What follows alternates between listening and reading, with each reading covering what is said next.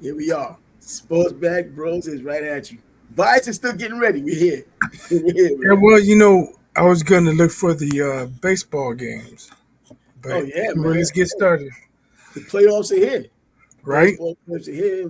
We're going to get around to that, man. We've been forgetting about baseball over the past couple of weeks, even though in the summertime that was what was carrying us.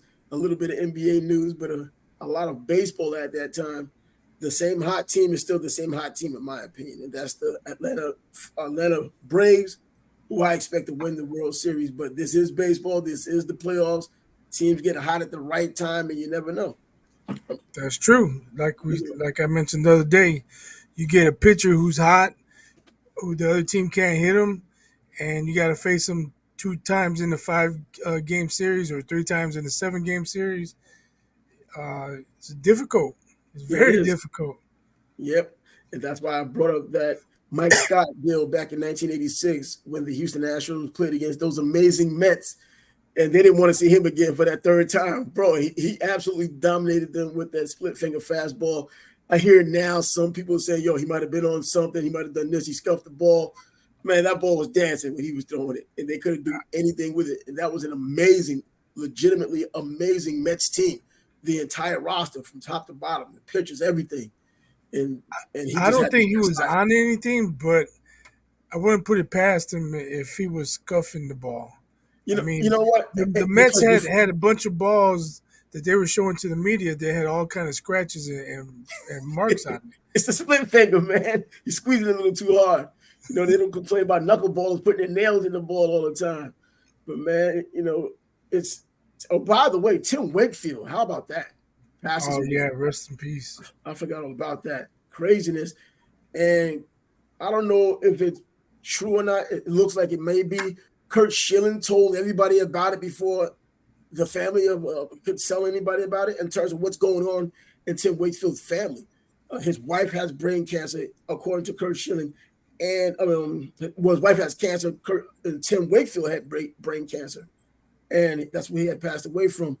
But God, how did Kurt Schilling of all people come out and say something? People were angry about it. Former teammates, people of his, people around baseball was angry that he had let that type of information out. I would be too. Yeah, it's not the first time he's upset people. I was about to say that too. Um, That guy doesn't care. so He doesn't have a y- filter. it's the we live in the world of being first, and I don't know if that was the case, but maybe he just thought if he not exposed it, but like informed the world, he could be the first one to say thoughts and prayers or condolences to the family. Who knows what his motivation was, but I'm sure if he had to do it again, he probably would do it again. I don't think he really I cares was that about to people say are that upset. part too. His So reputation he, precedes him, and that's he why I think there's a problem now. As you already yeah, said, he's done this kind of thing before in bad taste. Probably not from him, but overall, people aren't accepting it the way he might have expected them to accept it. Right now, a lot of baseball people are upset. I'm sure the family is upset. I don't think they wanted that out. I think they might have wanted a representative from the family to kind of break the news. But to talk about his wife, to talk about him is one thing, but to talk about his wife, that's obviously something I don't think Tim Wakefield would have wanted out there, or the family, at least not right now. They want to yeah, do it on their own. I would like to believe. yeah. Any goodwill he got for the bloody sock, he used that Oh, up a long time he's ago. done. Yeah, Do you think that keeps him out of the Hall of Fame? Things like this. Typically, the media holds that grudge against you. They like to be the kingmakers, and if they can keep you out and convince future generations to do the same, you may not get in. And I think he's deserving of the Hall of Fame. yeah. I think his numbers speak for themselves. They're Yeah. Hall of Fame worthy, but he's not the first guy to be kept out for morality issues. But then if you go way back, Ty Cobb's in, and We know about time, bro. right. So I don't know. It just depends. He maybe he wasn't good to the media who covered him while he was pitching, and they're like, you know what? Well, now it's my turn. You were a jerk to me. Now I'm gonna be a jerk to you. That doesn't make it right, but it could be what it is. And that's exactly what it is right now. But we'll get back to baseball because the playoffs are here. You're trying to find a game right now. We have nothing but time because neither one of our teams is in the damn playoffs. We got to be spectators, the freaking Yankees. But you know what? This is going to be a pretty good playoffs. It should be a great playoffs because there are new teams in it that typically aren't there year to year. I think one of the teams like Tampa Bay, they've been going year to year because they just have one of the best organizations in baseball to continue to come up with that talent, not be able to hang on to it, but continue doing what they're doing. But the Brewers, the Diamondbacks are back, man. Looking pretty good with these teams. But anyway, Yeah, we'll get around to the that. Rangers won game one against the Blue Jays. Yeah, just so that 4-0. What? Yeah. I mean, come on. Was it the Rangers? Or was it no, actually, did they beat the Rays? Oh no. Yeah, the Rays, my bad. The Twins were winning against the Blue Jays. Yeah, because right now, the Rays gotten beat 4-0. Started off hot. We talked about that early in the season. They were hot. And even then, the eyeball test still told me that Atlanta was the best period in baseball, and they just kept that fire going.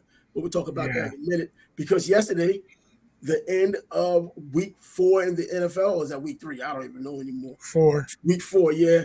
The Giants take on the Seahawks in New Jersey / New York, I guess, if you want to call it that. Daniel Jones, man, what's the deal with this guy? I never thought he was that good anyway, but the kind of money he's getting, they gave him $160 million contract extension, and this is what $160 million gets you these days? 2 touchdowns, 6 interceptions, sacked 11 times? Makes you think they jumped the gun on giving him the bag, right? Oh. He's been struggling. He's mobile, but teams are ready for it now. So he's gonna have to prove it with his arm. I don't know what they're looking at because since he's coming to the NFL, I've seen him as the same kind of guy. I was one of those people rooting for him because he came from Duke. Duke doesn't necessarily put out those kinds of players, especially at quarterback. He's been pretty average his entire career so far. I didn't see what justified $160 million. I know all of it's not guaranteed, but a playoff win would do that, man. Man, but come on, I understand not wanting to rebuild and bring in a new quarterback. We're at an age now. I think Carson Wentz does the same thing he does. I think Carson Wentz, and not because he's my guy, I just think talent for talent, Carson Wentz is a better talent than Daniel Jones. Daniel Jones just knows the playbook in New York and keeps the job because of it. I just don't understand the contract that he got when he had first gotten it. And now we're seeing this again, not too much of an improvement. In fact, regression. What's going on right now? 11 sacks, bro. Dudes was taking turns. They had 3-4 dudes with 2 sacks apiece. Bobby Wagner back with the Seahawks, 2 sacks. There has to be something else going on because, you got some fraudulent starting quarterbacks out there. Mac Jones got benched. Pickett in Pittsburgh got pulled for Trubisky. You would think Carson Wentz would get a shot somewhere. Exactly. Something's going on behind closed doors. I don't know. I never really heard of anything really bad about Carson Wentz in the past, or why some teams wouldn't pick him up. When he plays, he's at least solid. And today's solid gets you a job and it allows you to keep your job. You're recycling all of these guys that aren't any good or haven't proven much of anything. At least Carson Wentz once upon a time had done something. Maybe he can roll back the clock, even though it was injuries that had kind of put him back a little bit, but he still has the savvy. He still has the arm. He can still read defenses, maybe a little bit psychologically kind of going somewhere else. But I think that once he gets into a team and feels confident enough, and by the way, going back to when he was with Indianapolis, he pretty much was let go because of what happened to the Jaguars that year. They had a chance to win the playoffs. The Jaguars won, got them out of the playoffs, and he pretty much was gone. And I don't know, but I think that he should have a job right now in the NFL. Yeah, I'm not sure the extent of Derek Carr's injury. Did he play Sunday? Derek Carr did play Sunday. Oh, okay. Yeah, Derek Carr. I was just thinking if he was out a few weeks, Jameis Winston came in and wet the bed or shit the bed, whatever you want to call it. Yeah, everything except for win. Maybe Seattle. The Saints would be like, "Hey, Carson, come on down to New Orleans." I just don't get it. Trevor Siemian got an opportunity with the Jets before, even though he's been with the team before, but he's gotten a chance with the Jets before Carson Wentz. I'm not on a Carson Wentz bandwagon. I just think the best player available, he's the one. In terms of quarterbacks, when you have Matt Ryan thinking about coming back, and then in the ether you're hearing Phillip Rivers, bro. Phillip Rivers, he should be with Cap. They've been out just as long or close to Yeah. it, But anyways, I don't know how it's going. And these Giants just aren't any good this year. I understand how whiny New York fans can be because I'm one of them, but I'm not a Giants fan. But I don't mind the Giants. I'm a Jets fan. But to lose to Seattle, Geno Smith went down. I mean, Drew Lock got in there yesterday. So you just look at the names that we're talking about here. This is the NFL's quarterbacks. This isn't Drew Brees. It isn't Tom Brady. It isn't Peyton Manning. All of these great quarterbacks, even a prime Russell Wilson, none of these guys are that. All of these names we're naming now just almost seem like just guys. That's true. Russell hasn't been Russell for a couple of years. And these young guys who got drafted high, some of them just aren't panning out. Justin Fields, Zach Wilson, C.J. Stroud's off to a strong start, but Bryce Young, not so much. But it's only 4 games into his career. You can't really disparage him too much. But there's a lot of young quarterbacks out there who just aren't living up to expectations. And Anthony Richardson has all of these physical ability. He's athletic. They talked about that, but I come to learn in the NFL or in any sport, when they talk more about your athleticism than what it takes to do the job, there may be a problem. They talk about how he could jump higher than any quarterback ever. When did you ever care about how high Peyton Manning could jump, even after winning a game? Did you care? Could he get 2 inches off the ground? Or Eli Manning or even Drew Brees? And they talk about his 40 time. Okay, that's good. And even better when Mike Vick was doing it. He doesn't have much to show for it either. He may be even a fringe Hall of Famer. He might not get in there himself, Michael Vick. But Anthony Richardson, from what I was judging things on what I saw, and I saw a lot of him at Florida, in which he didn't have a lot of time at Florida, only 1 season. And I just didn't think that he could read defense as well. Maybe the ego of one of these offensive coordinators or teams, period, believes they can do something with him athletically, no question. But we're seeing now with the early returns, his athleticism is getting him concussions. Right. But who else seems to have regressed is Trevor Lawrence. That Jaguars offense was supposed to be high powered and explosive, and it just hasn't been the first 4 games of the season. I'm right here watching. When they got pretty much handled by the Texans, that should have been a flag right there. They got some things to iron out down there. They have too much talent to be putting up less than 20 points a game consistently. Yeah, offensively, they were supposed to be juggernauts this year. They were talking about breaking records this year with their offense, adding Calvin Ridley, who's been out for some time because of the gambling, a first-round draft pick out of Alabama. And his first year with Atlanta, he was on fire, even though he had Julio Jones there to help him get used to the NFL. Still a dynamic player. Here in Jacksonville, a dynamic player when he has the ball in his hands. And, Christian Kirk was the premier wide receiver when he came here from Arizona. Definitely a number 2 in real life, but now he's in his natural position, I believe, as a number 2. Calvin Ridley picking it up. The consistency is not quite there. He's not dropping passes. Trevor Lawrence is making bad throws in some cases. Ingram is playing well at tight end when he has the ball. I think ATN is doing the best job because he's now not fumbling as he's done in the past. He's running between the tackles. He's been willing to do that, and he's doing it well now. I think he might have even gotten bigger.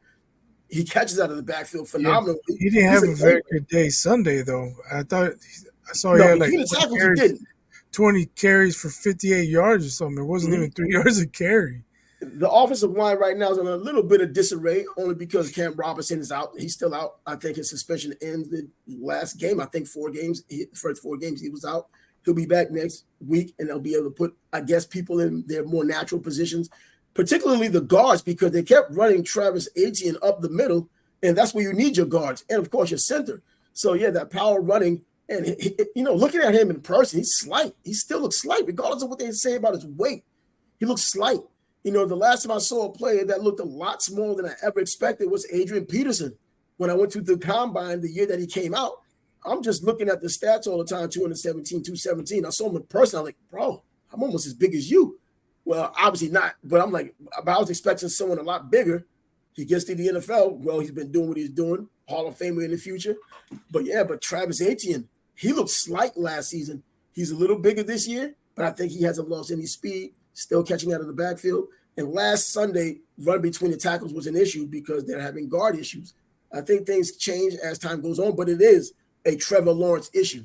Trevor Lawrence isn't doing or delivering the ball the way he needs to. A couple of weeks ago, it was Zay Jones not positioning his body properly on 2 occasions. But, it's still, if you want to get all the credit, take the credit. And I think that he has the ability. He just has to get this thing going better. I don't know what's the real problem outside of, the offensive line is a big problem if you have it. But he has so many weapons, even with a bad offensive line. Yeah, the Jaguars have some work to do. They have to get it figured out and pretty fast because the better teams in the AFC, they're not messing around. Baltimore only has 1 loss. The Bills have 1 loss. Yep. Dolphins have 1 loss.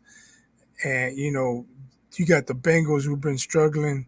You got to take advantage, you know. I don't know if Burrow will ever get healthy, but when he does, if and when he does or is healthy, I expect him to be back as a top-tier quarterback. And then, Bengals are going to be in trouble. Well, in their own division, in the AFC South, you still have C.J. Stroud. I know this is a rookie that he'll look good one moment. He might not look good as the season go on and they'll pick up on him. That happens. I mean, it happened with Peyton Manning when he was throwing a whole bunch of interceptions before he became Peyton Manning as we knew him.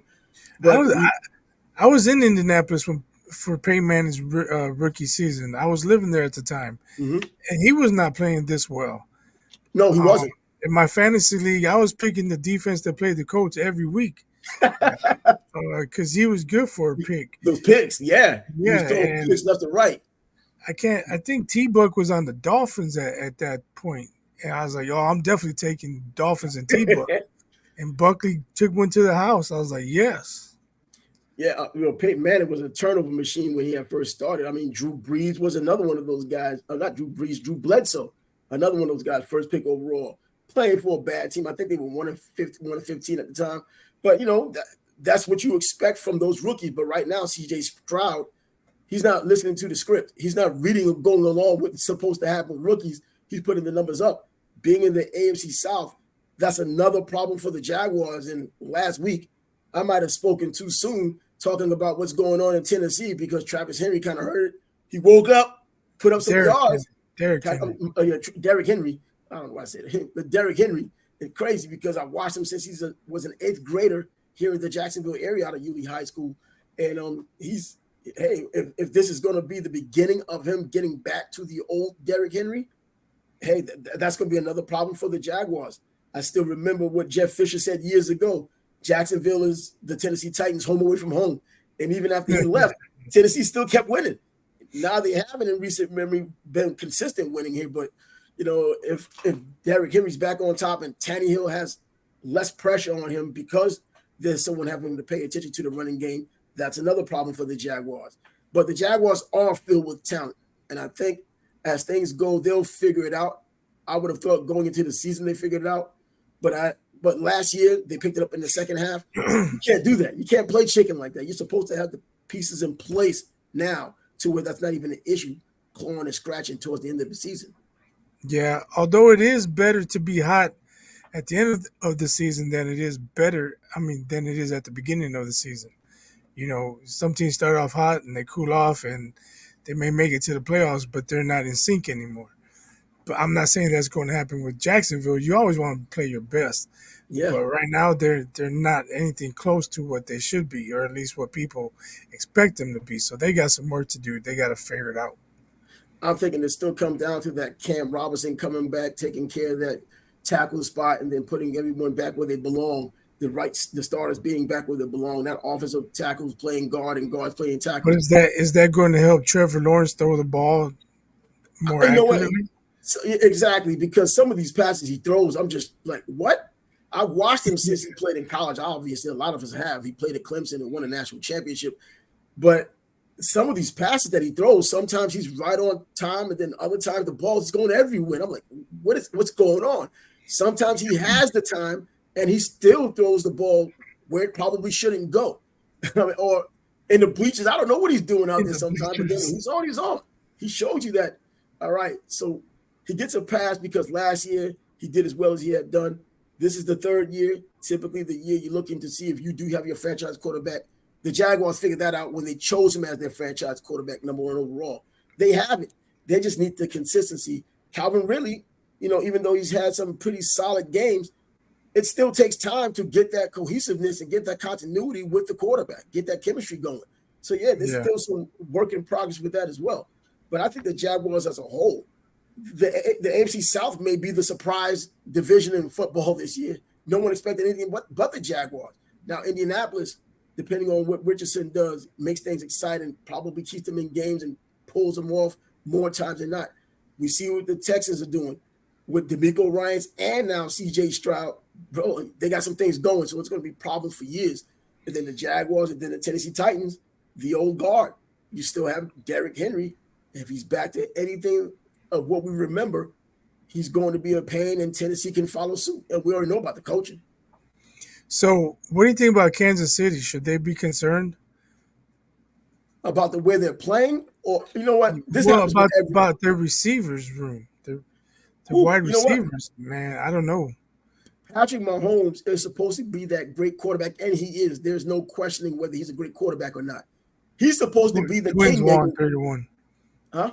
Twins won 3-1. Oh, okay. So now we got another game down in the baseball playoffs. Man, I'll tell you what, the Twins, the only team in the division to go to the playoffs. Come on, they were the only ones. So, hey, I'm not surprised. If the Yankees were in it, the Yankees have the Twins numbers, but we're not even going to talk about that. I think a lot of teams have the Twins number. The Twins get there, but then they always lose. Not since back in the day when they had Kent Herbeck and all those guys, Kirby Puckett, yeah. But anyway, get back to the Chiefs. Yeah, the Chiefs. I said at the beginning of the season, before the season started, when they were playing Detroit, he's a kingmaker. He's supposed to be the guy that if you are even an average wide receiver, he's going to make you a good wide receiver because he knows where to put the ball and just put you in a position to catch the ball and do what you're supposed to do. You're getting paid to do. I think he's still in that capacity. I just think he has to get that. It still take. We're still looking at preseasons where players aren't playing, starters aren't playing, so they're pretty much getting into their groove during the regular season. And now instead of just coming out in game 1 or game 2, showing that you finally got your rust off, well, we're now looking at game 3, possibly game 4, to where you're getting your rust off, and then the Travis Kelce injury made him have to rely on these receivers who probably weren't up for the task at the moment, also dealing with the consistencies or the continuity it takes from a preseason. Yeah, I mean, because Sunday night they were a pass interference call away from possibly losing. Yeah, but you know what? A road game. I look at it as a road game, and that's a Jets defense that got a lot of acclaim last year. True, but I'm saying, they're showing if you have a strong defense, what you can do to that offense, and that's true too. To throw them off their game. So that's why I'm asking: should Kansas City be concerned? Oh, I think any team, looking for a repeat, especially, should be concerned. And things aren't the same. For all intents and purposes, Eric Bieniemy isn't there. We're finding out whether the offense is running through him or running through Andy Reid, as the rumors were saying. So maybe that's something that you can look at, to where the familiarity they had with Eric Bieniemy's offense wasn't necessarily Andy Reid after all. And we're seeing now with the Commanders how they're looking better offensively. They laid an egg 2 games ago, but yesterday they took Philadelphia to overtime on the road. I mean, and we already know what that NFC East is all about for decades. Even when they're playing bad football, they all hate each other. Yeah, well, looking ahead, seeing what the Bills did to Tua and how they were able to slow him down. As a Chiefs fan, if you're looking ahead, you think at some point they're going to run into Buffalo or Baltimore or even Miami. But if they run into Buffalo showed they can shut down a high-powered offense. So, and not shut them down because they scored 20 points, but slow them down. And if Josh Allen is on this game, you got to keep up with him. And the same can be said about Patrick Mahomes. But Patrick Mahomes doesn't have the weapons other than Kelce. Now, I do like Pacheco, man. I love to see Pacheco run that ball. Yeah.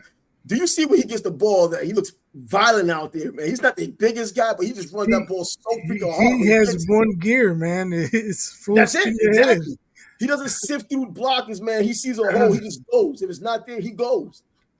I just like watching him play. I mean, seriously. And that's why last year, before the Super Bowl started, I thought that he might be a dark horse, MVP of the Super Bowl if he got the ball enough. But anyway, I just threw that out there with him. But you talk about the Miami Dolphins being as potent as they are and Buffalo being as potent as they are and Kansas City having issues now. Do they remedy those issues as the season go on? Or does it stay a lot of the same and then the usual total of an NFL season, such as injuries, become a thing? It's just a matter of when in the NFL when it comes down to injuries. Another thing could be, championship hangover type thing. Right now, these games don't matter that much. It's hard to get up when you're the champ. And I recall a saying I heard a long time ago: great teams aren't always great, but they're great when they have to be. Yeah, that's the truth. Maybe that's the thing with they just grind out some wins during the season, and then could they get rolling in the playoffs? Who knows? Well, I'm thinking, look at the constants. That's one thing I kind of look at when it comes to this. Look at the constants. The one constant that they have is Mahomes, and it's supposed to be Kelsey. But when Kelsey's injured, we see how many issues they have. Yeah. Pacheco's a guy I like looking at and like watching, but could he carry the game if there isn't any support in the passing game? Mahomes could do what he wants, and he started to get injured, by the way. He had the ankle injury a couple of weeks ago. I don't think it will be a long-term deal to where it's going to bother him until it keeps him out of a game, or if the next big bang on it is going to be the reason why. But there are a lot of new players on that team, or enough new players in that team to where, well, there is an experience to where you had in the Super Bowl or previous games in terms of people you're relying on at the receiver spot. Yeah. But, the counterpoint is it's tough to flip the switch also. When you just been going through the motions, not going through the motions, but you're not really playing your best ball. You're not playing with high intensity. And then when it comes time where that team's overmatching you intensity-wise or desire-wise, it's hard to flip that switch and match that level. I'm just wondering who's the one to flip the switch. Is it going to be Mahomes? Is it going to be Kelsey? Or these other guys who were pretty, I don't know, nondescript? And the nondescript guys didn't have to switch. You can't even think of their names. They're so nondescript. Who are we talking about? Nondescript players. Who else is on that offense? Mahomes, Pacheco, and Kelsey. Who else they got? Darius Toney only because of what happened in the first game. Well, Justin Ross, he came out a couple years ago. Welcome from Clemson, wide receiver. Hey, Chase Claypool's available, man. Maybe the Bears can dump him off on them. That's what I wanted to ask you about. He's on your team, and this is a real issue now. I remember a few games ago, you was like, yo, bro, he was just down the field doing nothing. This is what, 2 games ago? He was down the field doing week nothing. Week 1 and week 2. So after week 1, they called a smoke screen. He's supposed to block the cornerback. The cornerback pushed him into the receiver and helped him tackle him. So after week 1, everybody was on Chase Claypool, his effort, man, or lack thereof. And he apologized, saying he knows he has to do better. He's going to do better, blah, blah, blah. Week 2 came out. He may have tried a little harder, but same old Chase Claypool, scrub. And then he had to open his mouth. He said something about the coaching staff or whatever, and now he's at home. I don't know who'd be the dumbass to trade for him, but it looks like they're trying to find a sucker. Well, they're trying to find a sucker, but you also know the NFL, even though that might be your sucker, he might be some help to us if we have a quarterback that can give him the ball. He's saying, I don't even know what he's really saying. It's just that from what I've read, coach asked him if he wanted to be active or not, whatever. And he said no. So they was like, okay, in this game coming up, he won't even be in the building. Coach said that. So there's a lot of problems. I don't think there's any turning back. I don't think there are any apologies. And then he's complaining about the way they're using him. I wonder if that's kind of like on a slide to try to talk about how Justin Fields isn't getting the ball to him. DJ Moore has just as big an issue, but he's not saying anything. And he has a hot head himself. I've seen him in Carolina. I don't know what Chase Claypool's deal is.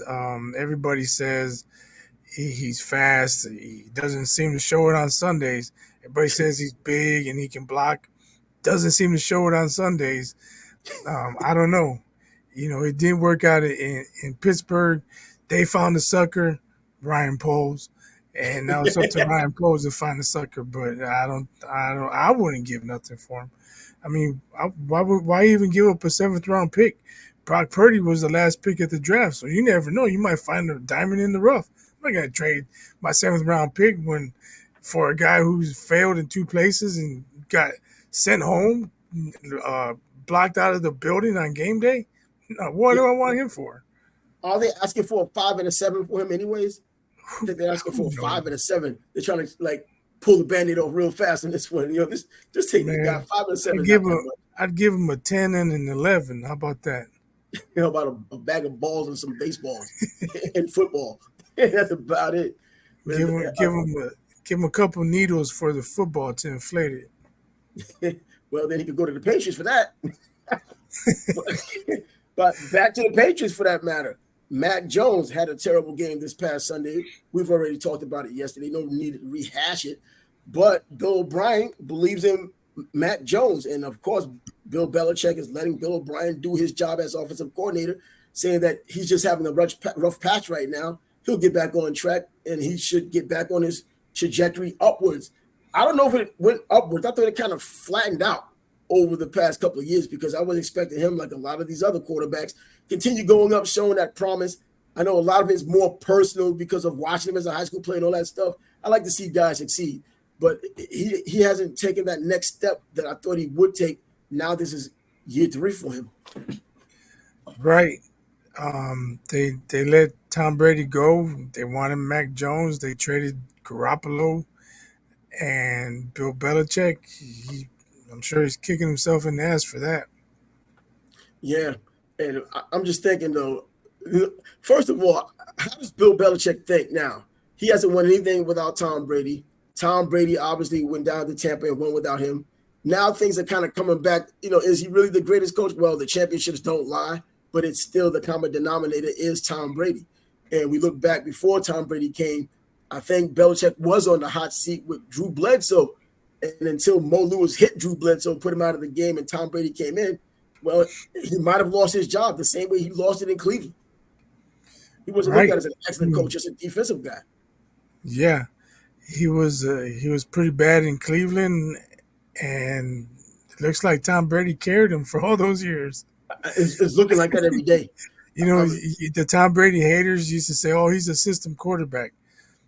Maybe, but he took that system to Tampa Bay, and they did have a badass defense to help him out. But it's not like he went to Tampa Bay and struggled. He still got the job done. He got the job done, and even in New England, they never had a great defense. They had solid defenses, and by the way, with Randy Moss, the best receiver he's ever had, he didn't win a Super Bowl. He's won the Super Bowl with Deion Branch getting the MVP of a Super Bowl.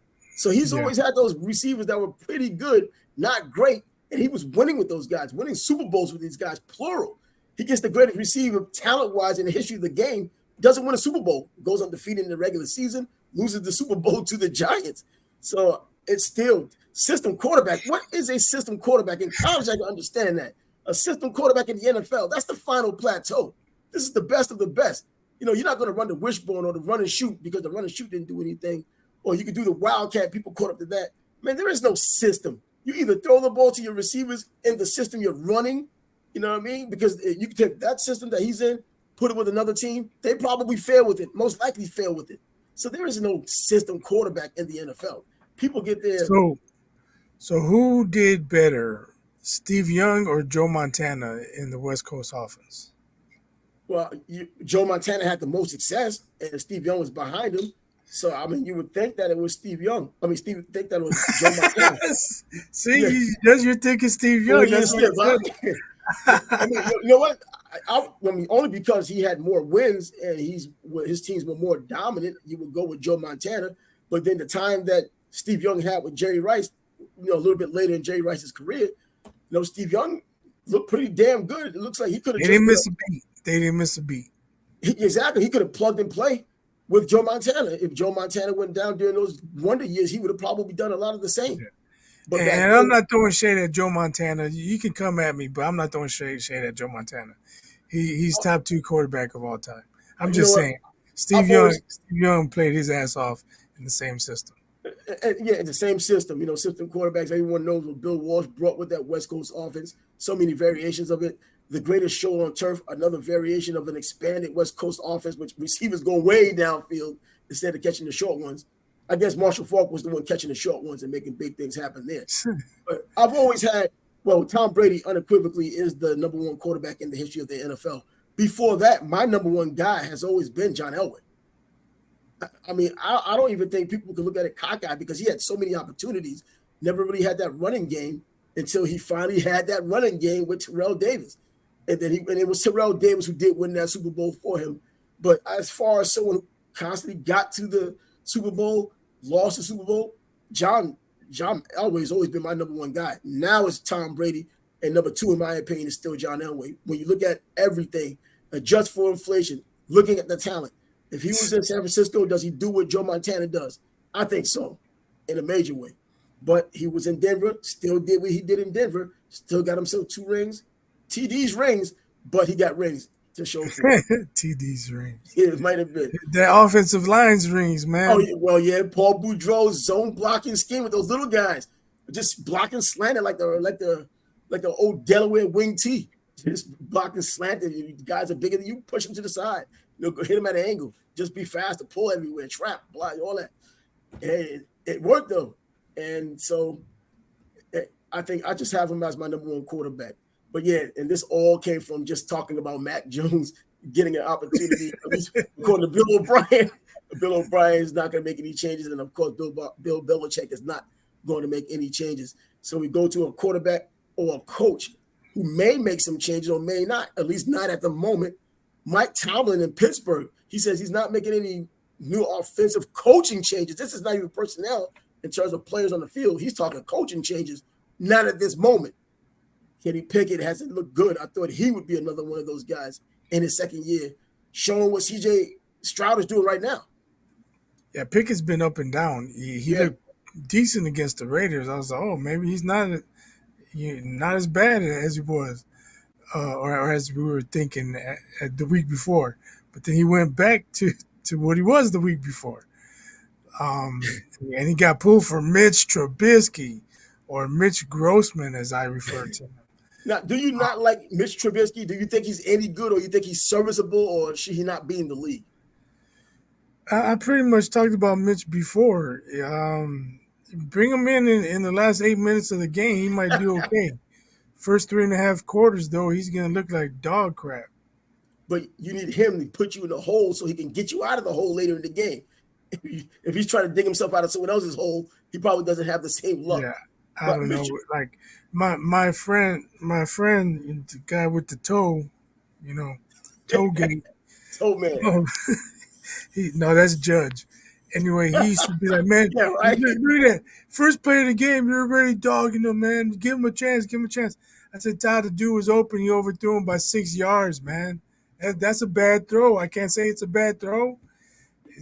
Just keep watching, man. I said, man, we should be up 7-zip. He blew the pass. Third and 13. Bears call a terrible play. Throw it to the slot guy behind the line of scrimmage. They get 3 yards, punt. I mean, because they didn't trust him to throw it downfield. You think Brady, how many times did Brady throw the ball behind the line of scrimmage on 3rd and 13? Hardly ever, right? Never. Because they trust him to do it. So, I mean, that tells you right there what the coaches thought about it. And he just used to throw so many errant passes.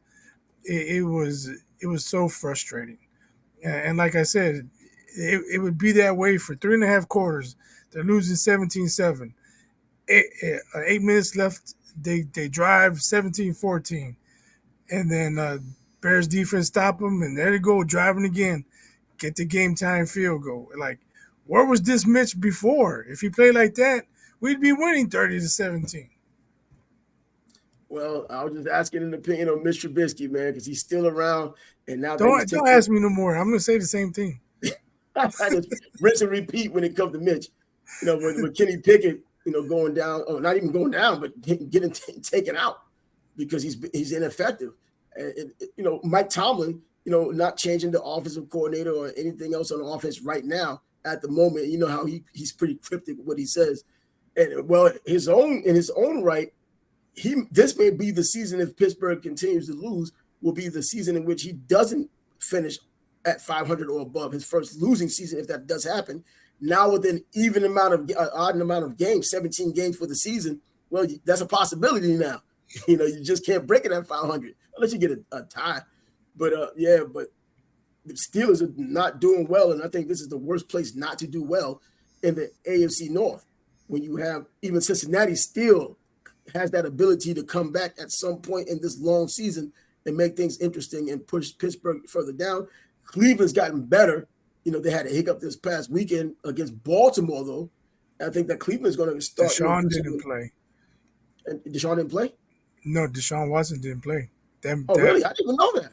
Yeah, that made it easier for Baltimore. They may have still won, but they didn't have their starting quarterback. It's crazy. He has one good week, and then he's got to sit the next week. Hey, maybe they have a rest policy like they have in the NBA. I don't know. They had to give him back. He had a massage appointment. Who knows?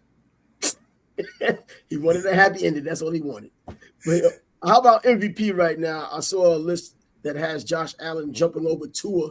Is it because of this last game, a head-to-head battle? Or is it because, you're expecting more from Josh Allen than from Tua this season for the rest of the season? Is there one MVP or one for each conference? There's one for each conference. AFC. Wait a minute. Is it NFL MVP?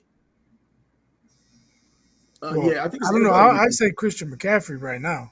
Oh, that's what we were talking about yesterday. I just forgot about it. But I guess between these two being in the race, as far as quarterbacks, I guess one jumping over the other. They say Josh Allen now is ahead of Tua.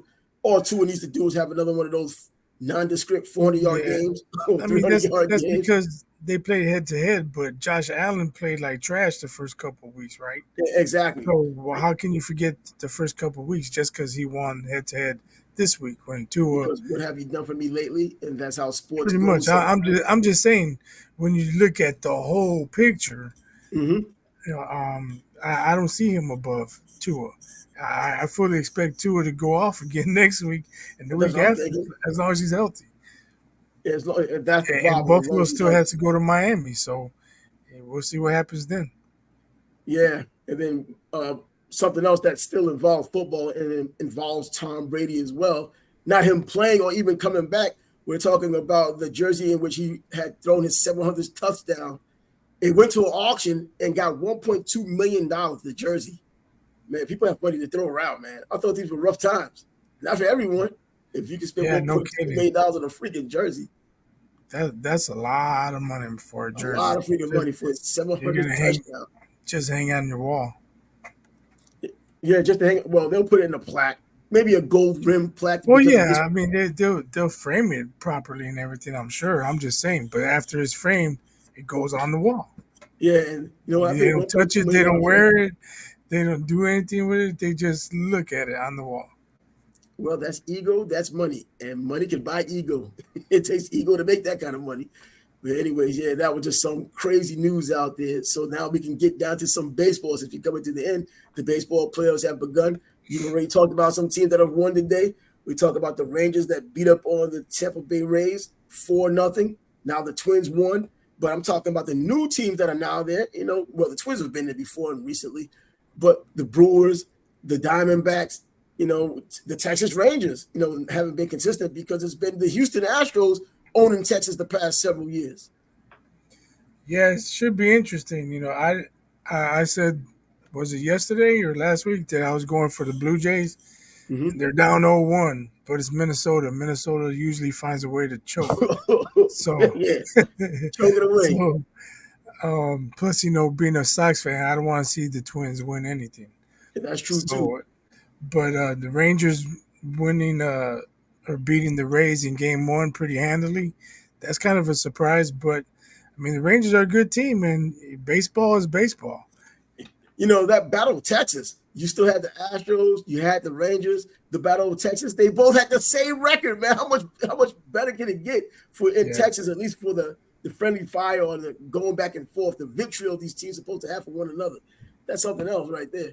And Baltimore, no one saw this coming. I would like to see the futures bets on this last year or the beginning of the season on this Yeah, Baltimore. around the All-Star break, the Rays they probably had Hot. like a 7-game lead or something, and the Orioles were like fourth.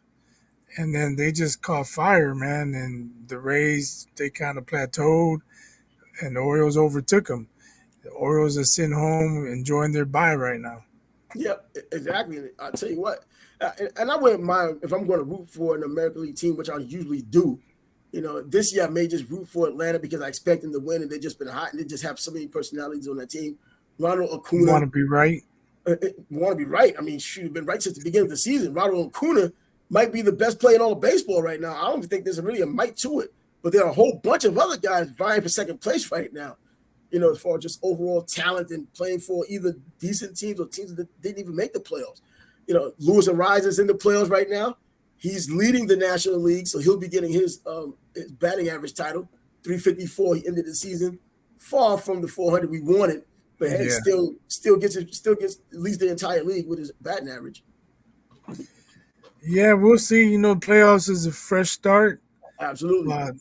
Arise, he's a heck of a leadoff hitter, man. He puts the ball in play. If he gets on base in the first inning, here we go. Marlins got something cooking. I mean, why was he even traded? I mean, that's crazy that he was even traded. He played well last season. Not like this, but man, we talked about it before. I was happy the Twins traded him. Yeah, I was about to say, you would be happy because he's in your division. Yeah, I didn't understand it. That dude can hit. And his hitting, I think his early hitting, even though it wasn't like Acuna in terms of the power numbers and all that, but when it came down to the contact and getting 4 and 5 hits in the game, I think that had a lot to do with the Marlins being where they are right now because, the Marlins has been a dumpster fire of an organization for several years, except when they were doing after the fire sales. They were doing after the fire sales, winning World Series after the fire sales, doing everything to win, and then just kind of going back to being in the bottom. Now they did it the right way. I think Derek Jeter had something to do with that. But nevertheless, they're where they are now. They're in the playoffs, man. The Yankees are, the Boston Red Sox are, all the big name team. Well, the Dodgers are. But the Phillies, another sneaky little team. The Scrubs choked again. Who? The Scrubs choked again. They had like a 2-3 game lead for the wild card. Wow. Lost like 6 in a row. They're sitting at home. But who's surprised by that? They're known for being losers. Unbelievable, man. So yes, losers. Yeah, man, somebody's out. They're not gonna like to hear that, man. They see your little background there. They be like, "Yo, you're just a homer." Hey, I don't know. They Scrubs just fans always want to troll me, talk crazy. Well, now what? You talking crazy for what? You just embarrassed your troll ass. Well, a team that's doing well right now, you still have the Brewers playing against the Diamondbacks. They're up 3-0 so far. So that game's just kind of going about. Now, the funny thing about Scrubs fans is they'll talk like they got the Yankees tradition, like they got 25, 27 championships. Like, you do know what team you follow, right? Morons. Yeah, they're a historic team, if nothing else at all. That I guess. Historically bad. Well, you know what? I don't know. From afar, I look at the Cubs and know the history. When the best thing you can talk about your franchise is we always have great attendance. Yeah, and that was one of the things I was going to bring up. Great attendance. Fans are rabid. Yeah, good for you. Losers talk attendance, winners talk results. Yep, that's true. Well, at least they got their championship before a new generation of people died. So I'm not going to touch that one. No, I was actually happy for some of my friends that are Cubs fans because in 2005, they congratulated me, and I told them that night, I said, I hope you get to feel the sensation that I feel right now. So in 2016, those few fans who are level-headed and objective, not trolls, I was happy for them. See, so it's not all Cubs fans. It's just the dumbasses out there. You know what? I never known a lot of Cubs fan. In fact, I think the first real Cubs fan I ran into was here in Florida, here in Jacksonville. And it's a female, and she's really into the Cubs. But I never really dealt with Cubs fans to know how obnoxious they could be. I've dealt with Red Sox fans being in New York and then even coming down to the South, seeing Red Sox fans. I've dealt with that. But I've never really dealt with a Cubs fan enough to know these guys are like obnoxious, man. Get out of here. She can be obnoxious, but she does it in jest. I think that you're talking about genuinely being obnoxious because you're a Cubs fan. Pretty much. Hey, I'll put it this way. So, there was a shooting at Sox Park this year, right? Mm-hmm. And Cubs fans, they came up with all these memes. They're talking all this stuff and blah, blah, blah. But when I reminded them that somebody got murdered outside of Wrigley Field after watching the game, oh, I don't remember that. No, of course you don't remember that, because they're too dim-witted to be able to cope with that type of issue. Yeah, that's one thing I That do only know happens. about. That only happens on the south side. That don't That's happen exactly what I'm about to say. That's in my one thing I ass. did know He about. went to that game, got into an argument, got shot and killed right outside Wrigley Field. Nobody got killed at Guarantee Ray Field. See, that's one thing I did know is that the Cubs fans do look down on White Sox fans, and I didn't know what the reasons were. And I see it's one of these things that where they think they're better than the other group of fans because we're the wine and cheese crew, and you're just one of these blue collar guys. That's the way I saw it from afar. So yeah, and the way you go at them, I see that it's real. It's real. Hating these guys. I guess it's a healthy hate. Going back and forth, keep the tradition going, keep the sports going. You have to share the same city. Whatever. But anyway, for right now, I guess that's going to be it until tomorrow. We'll get a chance to talk about some of these baseball games tomorrow, as more would have ended by the time, obviously, when we come back tomorrow, we'll be able to hit on some of those. More things coming up in sports as well. Wait. Who decided to put the Bears on Thursday night, man? They play Thursday night. Man, they're a large market team. Regardless of how bad they may play, they're still Chicago. The third largest market in the country. That game could be 20-3 at the half, man. Well, the NFL, look at the Jets. They thought the Jets were going to do something. They still have 6 primetime games. Well, I understand that. They picked up Aaron Rodgers, but yeah, exactly. And now he's gone. It's not like they can flex it out now. Just flex it out. But okay, get him out. But it's still the New York market, so they'll be on regardless. All right, well, you guys have a good one. We'll be back tomorrow night. Yeah, we'll be back. I'm Trav. He's biased. Deuce is.